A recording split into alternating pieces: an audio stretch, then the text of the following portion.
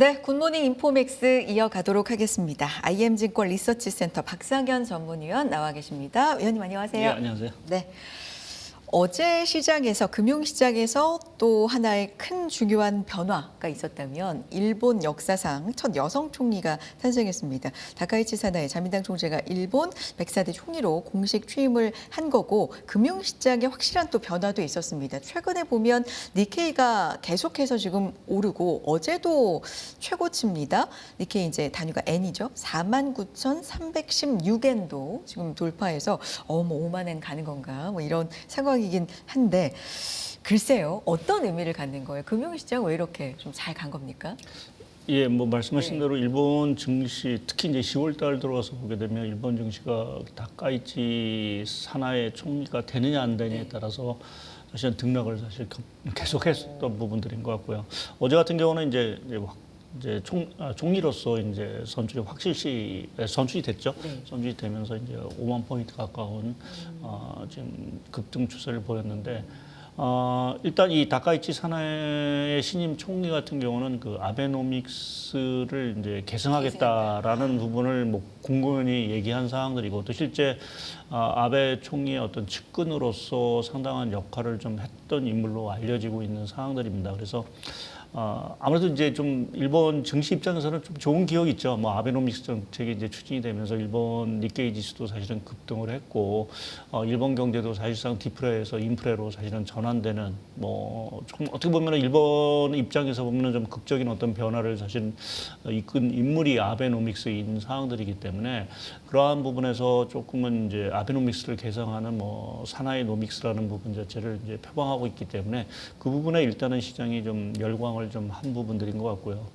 그리고 제가 최근에 좀 드는 생각은 이제 주요국의 어떤 정치 지도자라는 부분에서 이제 주식시장, 뭐 특히 이제 금융시장 입장에서 보게 되면 최근에는 조금 이제 뭐랄까요, 좀 그립감이 강하다고 할까요? 뭔가 조금 이제 강력한 어떤 리더십을 사실은 좀 좋아하는 어떤 스타일인 것 같습니다. 그러니까 꽉 잡고 예, 이렇게 특히 가는. 이제 그거를 이제 뭐 금융시장 입장에서 표현하자라고 하면 뭐 뭐 국가 자본주의라고도 할 수 있고, 그러니까 뭐 자본 자체를 이제 정부가 통제를 하면서 뭐 어떤 성장이라든지 뭐 이러한 것들을 좀 효율적으로 추진할 수 있는 인물들, 뭐 대표적으로 지금 최근에 보면 미국의 트럼프 대통령과 같은 그런 어떤 성향의 사람들을 상당히 좀 좋아하는 부분들인 것 같고, 또 하나 이제 최근에 요새 또 거론되는 단어 중에 하나가 이제 금융 억압이라는 용어를 저희가 조금 이제 자주 쓰는데요.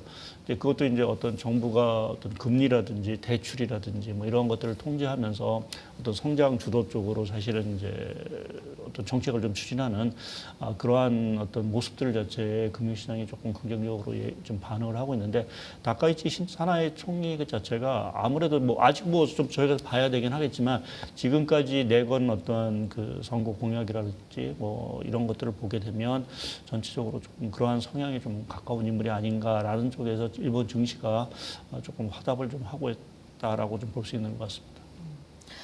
제2의 아베라고 뭐 우리가 이전부터 계속해서 분석할 때 그렇게 얘기를 해왔고 아베노믹스를 계승한다. 그래서 요걸 벌써부터 사나이노믹스 뭐 이렇게 부르더라고요. 이 특징을 뭐라고 볼 수 있을까요? 그러니까 돈을 푼다. 요게 기본인 거예요? 예, 기본적으로는 네. 뭐 이제 아베노믹스의 뭐 세 가지 화살 뭐 우리가 많이 이제 그거와 비슷하게 과감하게 이제 금융 완화를 지속하겠다. 또 적극적인 재정 지출을 하겠다. 특히 이제 위기 관리와 성장의 어떤 선순환을 위해서는 재정 지출을 뭐 긴급적으로 투여하겠다라는 어떤 공약을 사실은 내고, 그건 이제 지금 전 세계적으로 열광이 불고 있는 뭐 AI라든지 첨단 산업에 대해서 보다 적극적인 어떤 재정 지출을 하겠다라는 부분으로 좀 얘기를 하고 있고, 또 한 가지는 이제 경제 안보를 강화하겠다. 그거는 뭐 최근에 뭐 시태류와 관련된 뭐 미중 간의 갈등도 있듯이 조금은 이제 그 경제 안보 측면에서 어떤 특히 이제 중국이겠죠. 중국의 어떤 의존도를 상당 부분 낮추고 하는 이러한 부분을 뭐 아무래도 그러면서 이제 미국과는 좀 밀접한 어떤 경제적인 안보 동맹을 계속 가겠다라는 어떤 기존의 아베노믹스하고 큰 어떤 틀에서는 차이가 사실은 좀 없다라고 좀 봐야 될 것 같은데, 사실은 이제 중요한 건 이제 실행 여부가 되겠죠. 이제 과연 지금 일본의 경제 상황을 감안했을 때 아베노믹스처럼 그렇게 돈을 풀 수 있을지, 또 과감한 어떤 금융 완화를 계속해서 할 수 있을지는 조금 지금의 어떤 일본 경제를 봤을 때는 그렇게 쉽지 않은 어떤 과제가 아닌가라는 좀 생각을 좀 해볼 수 있는 것 같습니다. 그때와 지금은 어떻게 다른데요? 예, 가장 큰 차이점은 이제 아베노믹스 자체가 이렇게 추진할 수 있었던 가장 큰 백그라운드, 배경에는 일본 경제가 디프레에 있었다는 거죠. 물가도 하락했고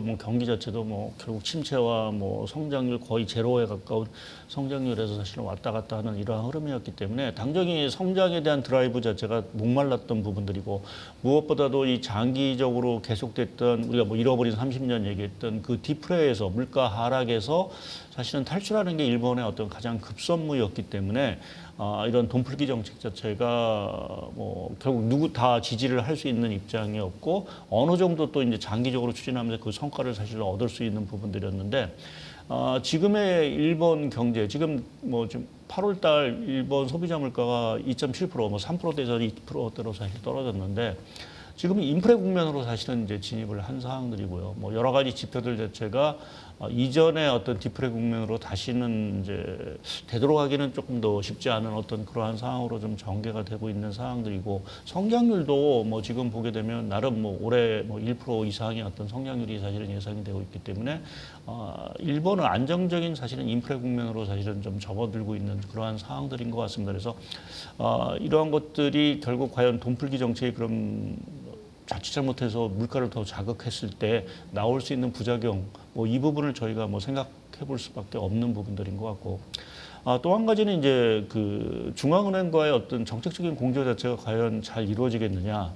앞서 말씀드린 대로 아베노믹스한테는 일본 은행도 그 디프레 탈출을 위해서 적극적인 금융 완화 정책을 지지를 했지만, 지금은 일본 은행이 이제 계속해서 어떻게든지 금리를 이제 올리려고 하는 이제 명분을 사실은 찾고 있는 과정이고, 뭐 다음 주에 있을 BOJ 회의에서 금리를 인상할 가능성도 사실은 상당히 높은 상황들인 것 같습니다. 그러니까 일본 은행 입장에서는 어느 정도는 이제 인플레가 목표 수준에 왔기 때문에 이제부터는 좀 통화 정책의 정상화가 사실은 좀 필요한 국면. 뭐 일미 금리도 올렸고 양적 완화 정책 자체도 이제 축소하는, 그래서 일본의 그 은행의 자산 규모 자체가 이제는 좀 줄어들기 시작하는 어떤 그러한 단계인 상황들입니다. 그래서 최근에 ETF 같은 경우도 매입을 뭐 사실 중단하고 하는 이러한 상황들이기 때문에 일본 은행은 여하튼 그 다소는 조금 통화 정책의 어떤 정상화를 원하고 있는 상황에서 과연 신임 총리의 요구를 일본 은행이 과연 받아들일 수 있을지라는 부분도 하나의 좀 미지수인 부분들인 것 같고요.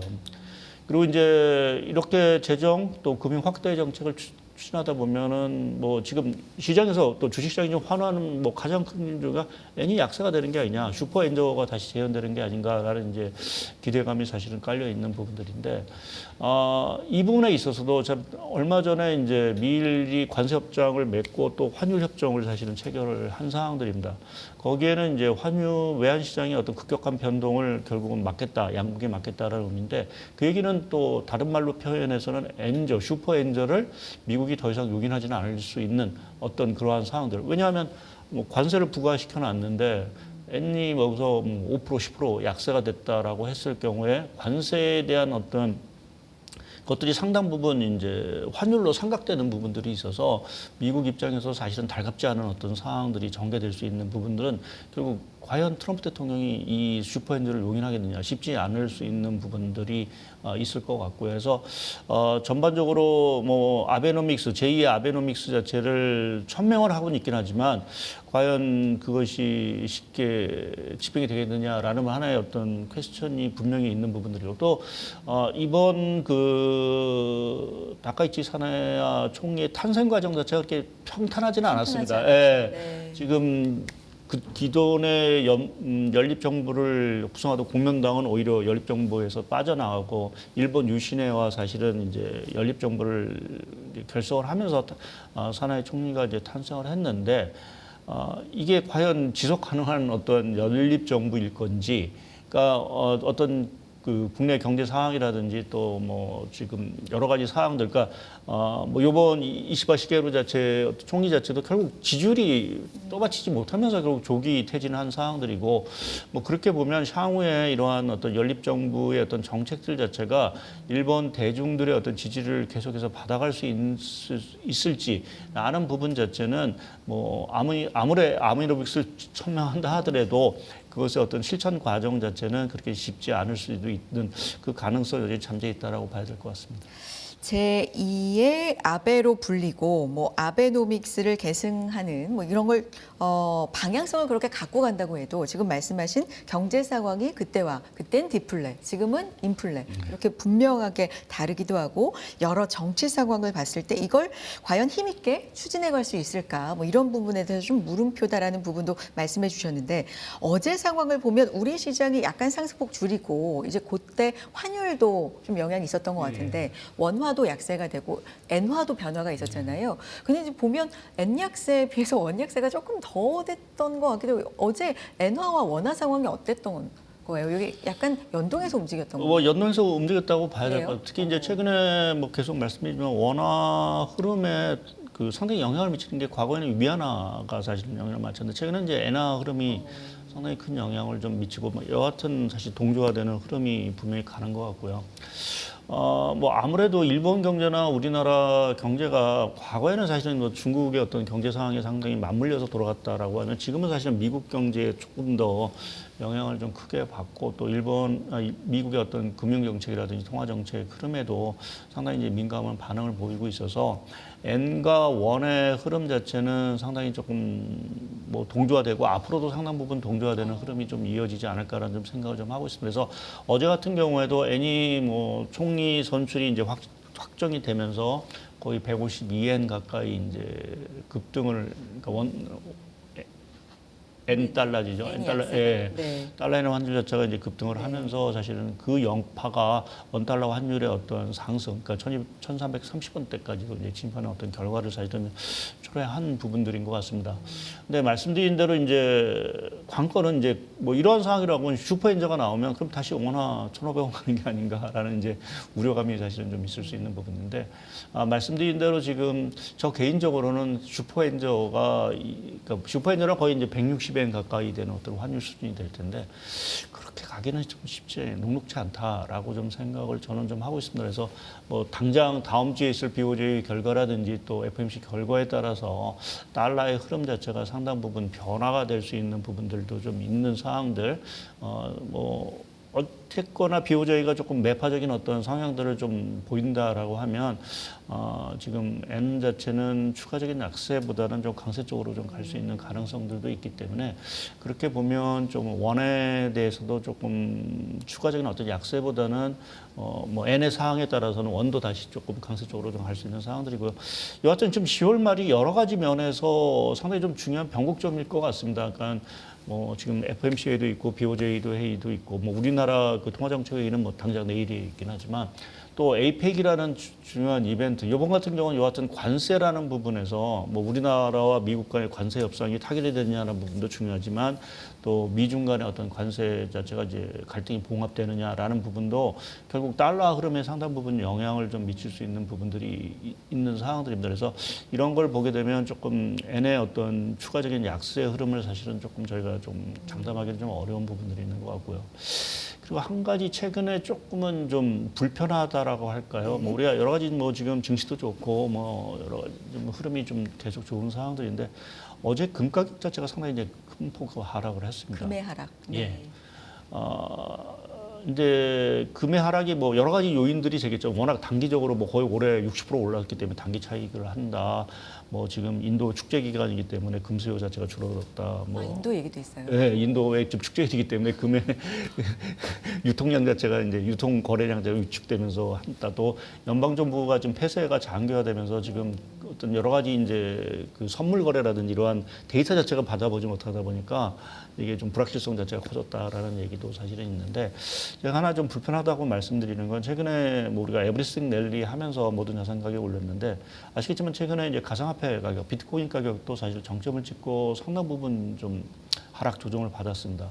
거기에 이제 금마저도 사실은 이렇게 그 조금 조정을 뭐 하루 조정이긴 하지만 하락폭이 좀 예, 크긴 컸어요. 컸죠. 예, 네. 팬데믹 이후에 가장 네. 큰 1등 팬데믹인데 네. 그럼 거기 왜 이러한 그 자산 가격 조정이 갑자기 조금 이제 연달아 나오느냐라는 부분 자체는 뭐 아시겠죠. 지역 은행들 지금 지방 은행들의 미국 지방 은행들의 부실 문제가 이제 커지고 있고 계속 뭐 JB 다이먼 뭐 JB 모건 회장도 뭐 바퀴벌레가 한 마리가 아닐 거다라는 얘기도 하고 있고 또 여하튼 지금 사모 대출 시장 또 자동차 론이죠. 자동차 대출에 대한 부실 문제 뭐 이러한 것들이 불거지고 있는 것이 일부 좀 자금 쪽에서 신용 경색이 뭐 아직 신용 경색까지는 아니다 하더라도 유동성 자체를 좀 더 위축시킬 수 있는 요인들 자체가 사실은 좀 불거지면서 전체적인 자산 시장에서 차익 실현 자체가 나오는 흐름이 아닌가라는 쪽에서 조금 이제 불편한 어떤 시그널로 좀 보고 있고요. 이제 이거를 말씀드리는 거는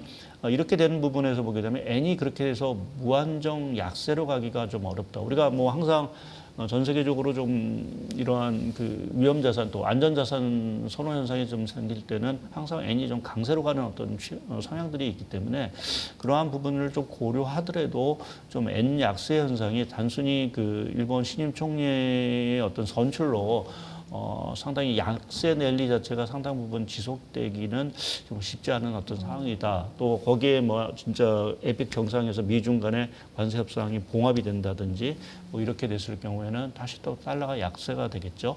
이제 그렇게 되면 또 N이 강세 흐름도 나올 수 있는 부분들이어서 조금은 좀 저희가 좀 N의 어떤 추가 약세 이러한 부분에 대해서는 조금 여러 가지 이벤트가 있은 후에 조금 저희가 조금 더 판단을 좀 해야 되지 않을까 좀 보고 있습니다. 151, 152엔대에서 뭐 160 가까이까지 슈퍼엔저까지는 그것까지는 위원님께서는 조금 가능성 높지 않게 지금 보시고 앞서서 트럼프 대통령, 그러니까 미국 쪽도 슈퍼엔저를 용인할 만한 상황이 아닌 것 같다. 뭐 이런 말씀도 해주셨는데 N이 이렇게 변화한다. 그리고 지금 변화할 수 있는 국면에 와 있기 때문에 이 부분을 주시하는 이유는 항상 N 캐리 트레이드, 뭐 트레이드의 청산, 뭐 이런 부분이거든요. 요 가능성은 지금은 어떻게 보시는 거예요? 그 가능성 자체는 사실은 뭐 일부는 좀 있긴 하지만 그렇게 가능성은 커 보이지는 않습니다. 그러니까 지금 말씀드린 대로 이 엔캐리 트레이드를 하기 위해서는 미일 간의 금리 스프레드 자체가 어느 정도는 좀 벌어지거나 또 벌어질 거다라는 어떤 기대감이 있어야 되는데 결국 엔캐리 트레이드라는 게 그러니까 N을 차입을 해서 다른 쪽에 투자하는 개념일 테니까요. 저금리로 조달을 해서 그리고 고수익 쪽으로 이제 가는 흐름 이러한 상황들일 텐데 말씀드린 대로 BOJ 일본은행은 금리를 올리는 지금 상황들이고 연준은 금리를 계속해서 내릴 가능성이 크다라고 하면 미일 간의 금리 스프레드 자체는 당연히 축소될 수밖에 없는. 그러니까 그렇게 보면은 N을 차입할 수 있는 어떠한 그 실익 자체가 상당히 좀 적어질 수 있는 부분들이 하나 있는 것 같고요. 그리고 뭐 저도 사실은 뭐 주식시장이라든지 위험자산에 대해서 긍정적으로 보고 있긴 하지만 지금 일부에서 말씀드린 대로 약간은 좀 차익 실현에 대한 욕구들 자체가 사실은 조금 분출이 되고 있는 그러한 상황들에서 그러한 상황에서 굳이 지금 N을 차입해서 투자를 하는 엔캐리 트레이드 이 활성화를 과연 저희가 기대할 수 있을지에 대한 부분들 뭐 이러한 것들은 조금은 아직은 좀 단계가 좀 이른 단계가 아닌가 좀 생각을 하고 있고요. 물론 이제 제 전망과는 달리 뭐 진짜 그 다카이치 총리가 나와서 뭐 확장적 금융 완화 정책도 계속 해대고 하면서 N이 정말 약세로 갈 수 있다는 어떤 기대감들 이러한 것들이 확산이 되고 또 내년에도 뭐 지금 얘기되는 어떤 자금 경색 문제라든지 이러한 것들이 조금은 수면 아래에서 뭐 별 문제 아니다라는 부분 자체가 이제 있을 때 내년 뭐 들어가서 뭐 이러한 제반 조건들이 결국 조성이 된다면 그때 가서는 사실은 NK 청산이 아니죠. NK 트레이드 활성화 자체를 상당 부분 기대할 수 있는 부분들이지만 지금 당장에서는 그것이 좀 쉽지 않은 어떤 환경이다라고 좀 봐야 되는 게 맞을 것 같습니다. 우리 일본과의 경제 협력, 뭐 다카이치 사나 이제 총리가 취임을 하면서 공식 취임을 하면서 확정이 되면서 우리하고의 관계 또한 약간의 이제 긴장 모드랄까요? 왜냐하면 과거의 여러 발언이라든지 태도 이런 점에서는 우리는 그러면 어떻게 해야 되는지 물론 당분간은 좀 안정적인 태도를 취할 가능성이 높다라는 분석도 나오지만 경제적인 측면에서는 뭐 위기 기회 이런 게 좀 있을까요? 그래서 뭐 아직 저희가 그 부분에 대한 어떤 섣부른 대답을 드리긴 좀 어려운 상황들인데 어제 내각 구성 명단을 보게 되면 사실은 조금 뭐 우리와 그렇게 좀 원활한 관계를 가질 수 있는 인물들이 그렇게 많지는 않다라고 보고 있고 아무래도 일본의 어떤 보수주의 성향들 뭐 이러한 쪽을 조금은 이제 주장하는 어떤 그러한 내각 인사들이 사실은 많이 포진돼 있는 상황들이기 때문에 그렇게 보면 좀 갈등의 요인도 분명히 좀 있는 부분들인 것 같습니다. 근데 뭐 지금 현 정부, 우리나라 현 정부 자체가 조금 일본과 관계에 있어서 경제적인 측면에서는 계속 뭐 비신 차원에서 사실은 좀 접근을 좀 하고 있는 그러한 상황들이기 때문에 뭐 어떠한 뭐 한일 간의 어떤 큰 갈등 문제라든지 이러한 것들이 뭐 당장 불거지지는 좀 않을 거로 좀 보고 있고요. 지금 뭐 우리 입장에서는 사실은 이제 아까 다카이치 사나이 총리가 사실은 여러 가지 이제 아베노믹스를 계승한다라는 어떤 것 중에서 가장 이제 핵심이 되는 부분 중에 하나는 이제 첨단 산업 육성 부분일 것 같습니다. 그러한 부분에서 사실은 재정 지출을 과감하게 늘리겠다라고 이제 얘기를 한 사항들이기 때문에 이제 뭐 본질적인 문제를 가져야겠죠. 이제 우리가 이제 지금 반도체 슈퍼 사이클로 인해서 우리가 반도체라든지 이러한 제방 업종에 상당히 좀 수혜를 좀 보고 있는데 그러한 어떤 수혜 자체가 일본의 어떤 그 뭐 재정 정책, 신산업 육성 정책을 통해서 우리의 경쟁력을 까먹는다라면 그러한 부분이 사실은 고민이 되는 부분들이지 뭐 지금 당장 입장에서 어떤 정치적인 관계라든지 뭐 이러한 부분에 대해서 뭐 신경을 쓸 필요는 좀 없는 부분들인 것 같고요. 또 한 가지는 이제 뭐 계속 얘기되는 이제 엔화 부분에 있어서 아무래도 좀 엔화가 뭐 전 레벨보다 좀 더 약세가 된다라는 부분 자체는 뭐 그렇게 좀 일본 증시라든지 뭐 이 부분에는 긍정적일 수 있고 또 외국인 자금이 상대적으로 또 일본 증시를 좀 선호할 수 있는 가능성이 크다라는 부분에서 보게 되면 지금 우리나라의 상당 부분 외국인 자금들이 뭐 유입이 되고 있는 부분들인데 그 부분에 뭐 적지 않아 좀 영향을 좀 줄 수 있는 것들 뭐 이러한 것들이 좀 주식시장에는 좀 부담스러울 수 있는 부분들인 것 같고 또 엔 약세가 뭐 같이 뭐 우리와의 어떤 펀더멘탈은 상관없이 너무 좀 원을 약세로 좀 끌고 가는 부분 자체도 동조화돼서 가는 부분도 우리 입장에서는 사실은 그렇게 좀 달갑지 않은 어떤 현상들이 아닐까 좀 보고 있습니다. 물론 뭐 정치적인 관계 이런 것도 지켜봐야 되겠지만 그건 뭐 섣불리 예측하기가 좀 어렵고 첨단 산업에 대한 투자라든지 엔화 약세가 어느 정도 강도로 좀 진행이 될 것인가 또 원화의 동조화가 어떻게 될 것인가 이런 부분이 더 중요하다라는 말씀이시고 에이펙의 관전 포인트가 또 늘었습니다. 뭐 미국, 중국 또 우리와 미국의 이제 협상 이건 뭐 당연하지만 일본 이제 새로운 총리까지 이제 와서 뭐 관계를 이제 새롭게 또 만나는 자리니까 뭐 이런 부분들 관전 포인트가 좀 는 것 같네요.